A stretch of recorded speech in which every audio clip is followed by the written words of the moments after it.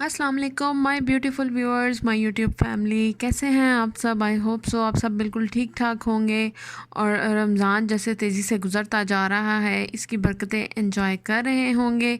तो अभी देख रहे हैं कि मैं ओरियो केक बना रही हूँ जो बहुत वायरल हुआ हुआ है आजकल। 3 इंग्रेडिएंट्स केक जो है वायरल हुआ हुआ है, ओरियो या कोई भी biscuit, milk and baking powder के साथ बन रहा है ये। तो जनाब हमारी थी engagement anniversary, 4th engagement anniversary थी और मेरे हस्बैंड को बिल्कुल भी याद नहीं था, मुझे याद था। तो आई थॉट एक छोटा सा केक बना लेती हूँ। सेकंड, मैं ये वायरल केक की जो रेसिपी है उसको ट्राई भी करना चाह रही थी, तो आई थॉट यही केक बना लेती हूँ, थोड़ा डेकोरेट कर लूँगी। बट लेटर ऑन मैं उसको डेकोरेट भी नहीं कर पाई बिकॉज़ रमज़ान है, एक उस तरह से वायरस की वजह से कुछ उतनी खुशी और ये वो चीज़ें इतनी नहीं महसूस हो रही। तो आई थॉट के जस्ट इसको ऐसे ही सिंपल चाय के साथ एंजॉय कर लेंगे। तो मैंने इसको बना लिया था। सबसे पहले जो है ओरियोज़ मेरे पास एक हाफ़ पड़ा हुआ था पैकेट ओरियो गोल्डन का, और सेकंड चॉकलेट ओरियो का। तो मैंने उसको क्रीम जो है उसको बिल्कुल भी नहीं निकाला बाहर, तो उसी तरह से मैंने इसको ग्राइंड कर लिया है चॉपर में या वट आप किसी भी चीज़ में कर सकते हैं। देन मैंने उसी में मिल्क ऐड कर लिया था। लेटर ऑन आई फील कि इतना शायद अच्छा मिक्स नहीं हो रहा, तो बाउल में निकाल के अच्छे से मिक्स कर लेना चाहिए। तो फिर मैंने इसको बाउल में निकाल लिया था और अच्छे से मिक्स कर लिया था। तो ये एक छोटी सी हमारी एनिवर्सरी जो है, इंगेजमेंट एनिवर्सरी की सेलिब्रेशन हो गई थी। जस्ट घर में ही हमने केक खा लिया था बिकॉज़ बिल्कुल भी कोई हालात नहीं है कि आप बाहर जाकर सेलिब्रेशन कर रहे हों किसी भी चीज़ की, बर्थडे या व्हाटएवर। तो जी ये सारी चीज़ें जो हैं वो पेंडिंग जा रही हैं। जब हालात इंशाल्लाह बेहतर होंगे तो ज़रूर ये सारी चीज़ें सेलिब्रेट की जाएंगी। अल्लाह बस जल्दी जल्दी ये वक्त निकाल दे, सेहत तंदरुस्ती का टाइम आए आगे, तो बाकी सब चीज़ें जो हैं वो साथ साथ चलती रहती हैं। तो उम्मीद है कि आप सब दुआओं में याद रखेंगे, सबको इन दुआओं में ज़रूर याद रखें कि जल्दी हमारी इस वायरस से जान छूट जाए, तो सब अपनी जो ज़िंदगी की रौनकें हैं उसको एंजॉय कर सकें। तो यहाँ मैंने इसको बैटर जो है वो डाल लिया था बाउल में, तो इसको मिक्स कर लिया था। नॉर्मली मैं बेकिंग करती रहती हूँ, तो मुझे आइडिया है कि जो बैटर है केक का, नॉर्मली भी हम जो प्रॉपर इंग्रेडिएंट्स के साथ भी बनाते हैं, तो आई नो कि उसकी कंसिस्टेंसी कैसी होती है। तो यहाँ भी जब आप बनाएं तो इसकी कंसिस्टेंसी आपने देखनी है कि बिल्कुल उसी बैटर की तरह हो जैसे नॉर्मल बैटर की तरह होती है। देन मैंने इसमें थोड़ा सा बेकिंग पाउडर ऐड कर दिया था, लाइक हाफ़ टी स्पून के करीब था शायद। तो ये भी डाल के देन सारा जो है मिक्स कर लिया था।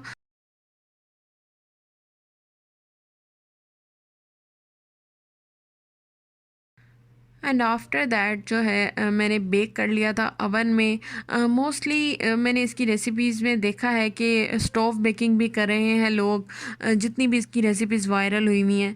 तो टाइम कम था, फिर अफ्तारी का टाइम भी होने वाला था, तो आई थॉट के मैं अवन में ही बेक कर लेती हूँ बिकॉज स्टोव पे थोड़ी ज़्यादा टाइमिंग लगती है, अवन में इतना टाइम नहीं लगता कोई भी केक बेक होने में। तो मैंने इसको कर लिया था अवन में बेक। 20 मिनट्स इसका बेकिंग टाइम है और रिज़ल्ट्स वर ऑसम। बहुत अच्छे रिज़ल्ट था इसका, बहुत अच्छा केक बना था। और सबसे अच्छी बात जो मुझे इस केक की लगी है वो ये है कि इसमें बिल्कुल भी मीठा अलग से डालना नहीं पड़ता। तो ये है जी हमारी अफ्तारी। अफ्तारी में था काबली पुलाव, जिसको अफ़गानी पुलाव भी कहते हैं। तो ये बहुत टेस्टी लगता है, मेरा और मेरे हस्बैंड का फेवरेट है। मीठा और नमकीन सा इसका टेस्ट होता है। तो ये मैंने पिछले दिन बनाया था बेसिकली। तो नेक्स्ट डे मैंने उसको फ्राइंग पैन में डाल के चावलों को अच्छे से चूल्हे पे गर्म किया था, अवन में गर्म नहीं किया था। आप भी अवन का यूज़ कम से कम करें। बहुत सी बीमारियों की जो जड़ है वो ये अवन ही है, इलेक्ट्रिक ओवन की, जो माइक्रोवेव ओवन की बात कर रही हूँ मैं। तो ये थी हमारी अफ्तारी जो कि सिंपल सी थी, लेकिन बिल्कुल भी इसमें कुछ फ्राइड चीज़ें ऐड नहीं थी। अगर आप इस तरह से फुल मील अफ्तारी में एंजॉय कर लो, बना लो, तो यकीन माने कि जो फ्राइड आइटम्स हम खाते हैं, पकोड़े समोसे, उनकी जो है बिल्कुल भी ख्वाहिश नहीं रहती, भूख ही नहीं रहती उनकी, बिकॉज़ हम इसी से इतने फिल हो जाते हैं। तो अभी मैं आपके साथ शेयर कर रही हूँ सहरी की रूटीन। तो सहरी में आप यहाँ देख रहे हैं जी, ये कोई सालन है, तो ये सालन है गोभी चिकन का। तो आपके साथ कभी ऐसा हुआ है, मैंने चिकन निकाला डीप फ्रोस्ट होने के लिए, तो वो बाय मिस्टेक मैं बोनलेस चिकन निकाल बैठी, तो आई थॉट अब इसी को ही बना लेते हैं। देन मैंने बोनलेस चिकन में गोभी बनाई थी। तो यहाँ बन रहे हैं गोभी के पराठे। तो मोस्टली ऐसे ही होता है, जब भी मैं गोभी बनाती हूँ तो मैं साथ में उसके पराठे बना लेती हूँ। और इसमें थोड़ा सा सॉल्ट और थोड़ी सी जो है ब्लैक पेपर ऐड कर दिया है मैंने, और साथ में इसको अच्छी तरीके से मैश कर लेंगे ताकि ये एक मटेरियल सा बन जाए अच्छा सा, जिसके पराठे बन सके। तो इसको अच्छी तरह से करते हैं मैश एंड देन प्रिपेयर कर।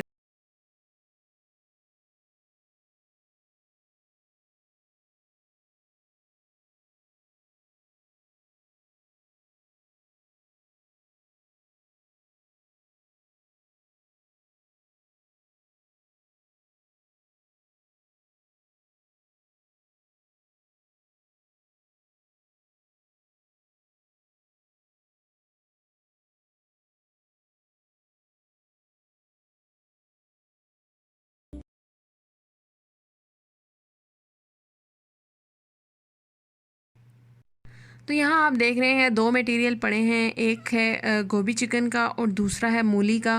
तो अभी आपने मेरी रिसेंट वीडियो में देखा था कि मैंने मूली के पराठे बनाए थे।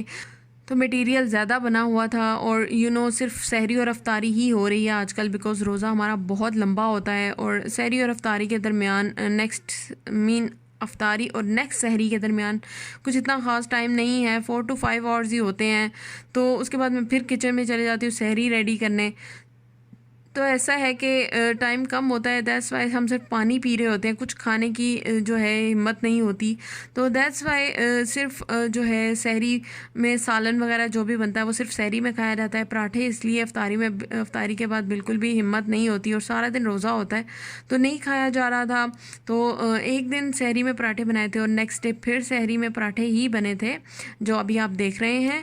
तो यहाँ पे मूली के कम थे तो गोभी चिकन बनाया हुआ था मैंने, तो आई थॉट उसके भी हम पराठे एंजॉय कर लेते हैं, और बहुत टेस्टी बनते हैं गोभी के पराठे। तो मुझे भी पसंद है गोभी के पराठे।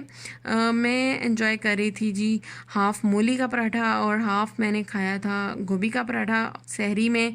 तो यहाँ पे पराठे रेडी हो रहे हैं। पाकिस्तान में तो वेदर चेंज हो गया है, गर्मी अच्छी खासी हो गई है, अल्लाह पाक सबके लिए आसानियाँ पैदा करे। बट हमारे यहाँ मौसम बहुत अच्छा है, बहुत अच्छा है। 1-2 दिन में हुई है थोड़ी सी गर्मी, लाइक सफोकेशन टाइप वेदर है, थोड़ा सा हवा बिल्कुल भी नहीं चल रही, थोड़ी गर्मी हुई है। बट आई नो 1-2 दिन में ये भी ठीक हो जाएगा। यहाँ पर इतनी मतलब टेम्परेचर जो है अभी मई में इतना हाई नहीं होता, बहुत अच्छा मौसम है आजकल, हम बहुत अच्छा रमज़ान गुजार रहे हैं। दैट्स वाई मैं पराठे भी बना रही हूँ, खाए जा रहे हैं मूली के पराठे, आलू के पराठे और इस तरह गोभी के पराठे। पाकिस्तान में जितनी गर्मी है वहाँ गर्मी में बिल्कुल भी दिल नहीं चाहता इस तरह थोड़े हैवी पराठे खाने का, और सहरी में तो बिल्कुल भी दिल नहीं चाहता। पाकिस्तान में भी और यूएई साइड पे भी अच्छी खासी गर्मी हो चुकी है, समर बिल्कुल स्टार्ट हो चुका है, बट हम अभी यहाँ पे एंजॉय कर रहे हैं, बहुत अच्छा मौसम है। तो जी इस लॉकडाउन में इतने अच्छे मौसम में हमारे पास मोस्टली यही वेदर होता है घूमने फिरने के लिए यूके में। जो समर है और ये जो स्प्रिंग सीज़न होता है यही टाइम होता है, क्योंकि अच्छी खासी ग्रीनरी हो जाती है, और बीच पे जाने का और पार्क्स में घूमने का यही टाइम होता है। बिकॉज सर्दियों में तो सारा टाइम जो है बारिश ही जान नहीं छोड़ती, ऑल द टाइम आपको हर वक्त गीला गीला गीला होता है बाहर। पार्क्स में भी आप बहुत कम होता है कि आपका जाना हो। एनीवे यही टाइम होता है एंजॉय करने का। बट जी लॉकडाउन की वजह से हम लोग कहीं भी नहीं जा पा रहे, सब कुछ बंद है, तो काफ़ी अजीब सा लग रहा है। आई विश के जल्दी जल्दी ये टाइम गुजरे, फिर आगे से ईद भी आ रही है, और स्पेशली फैमिली से दूर इस तरह बाहर अकेले में ईद स्पेंड करना, दैट्स रियली वेरी डिफ़िकल्ट। और मुझे तो अभी से काफ़ी टेंशन होने लगी है कि हम ईद पे क्या करेंगे सारा दिन। और मतलब एक ईद की अलग ही सेलिब्रेशन होती है कि कहीं जाए बंदा, फैमिली से मिले, कहीं डिफरेंट जो आपके आसपास फ्रेंड्स हैं, फैमिली फ्रेंड्स हैं। बट इस बार लग रहा है कि कहीं भी शायद जा ना पाएंगे। तो प्लीज़ दुआओं में याद रखें सबको कि अल्लाह पाक बस हमारी जल्दी से इससे जान छुड़वा दे और हम ईद जो है वो बहुत अच्छे से सेलिब्रेट कर सकें। तो यहाँ जी मेरी सहरी रेडी हो गई है, और ये मेरा पराठा है मूली का, और बाद में मुझे हस्बैंड ने जो है गोभी का पराठा भी दिया था हाफ़ के, ये भी खा लो। तो मैं इतना सारा तो नहीं खा पाई थी, बट आई रियली एन्जॉयड गोभी का पराठा एज़ वेल, बहुत अच्छा बनता है, आप ज़रूर ट्राई कीजिएगा। तो जी सहरी हो गई थी और अब बारी है बर्तन धोने की। मैं सहरी के फ़ौरन बाद ही बर्तन धो लेती हूँ। इस तरह सहरी के बाद और अफ्तारी के भी फ़ौरन अफ्तारी के बाद इस तरह काम कम हो जाता है आपका। अगर बैठ जाओ तो बस फिर बैठे ही रह जाते हो, काम आपका ख़त्म नहीं होता। तो मेरी कोशिश होती है कि सहरी के बाद धुल जाएँ और अफ्तारी के बाद धुल जाएँ। तो जी बर्तन धो के मैं जल्दी से नमाज़ पढ़ती हूँ एंड देन कुरान पाक पढ़ लेते हैं कभी कभार। और अदरवाइज़ मैं मोस्टली ज़ोहर और असर दोनों नमाज़ों के बाद कुरान पाक लाजमी पढ़ती हूँ। तो फजर के बाद सम टाइम पढ़ लेती हूँ, सम टाइम नहीं, क्योंकि काफ़ी नींद आ रही होती है। सोया नहीं जाता अफ्तारी के बाद, बहुत कम टाइम होता है, तो बस तरावी और नमाज ही पढ़ी जाती है। तो मोस्टली इस तरह से होता है कि अफ्तारी के बाद मैं सो नहीं पाती, तो नेक्स्ट डे सहरी के बाद ही सोया जाता है। तो जी नमाज़ पढ़ ली है मैंने और अब टाइम है सोने का। तो आप भी हमें दुआओं में याद रखें and thanks for watching the video. Don't forget to subscribe my channel.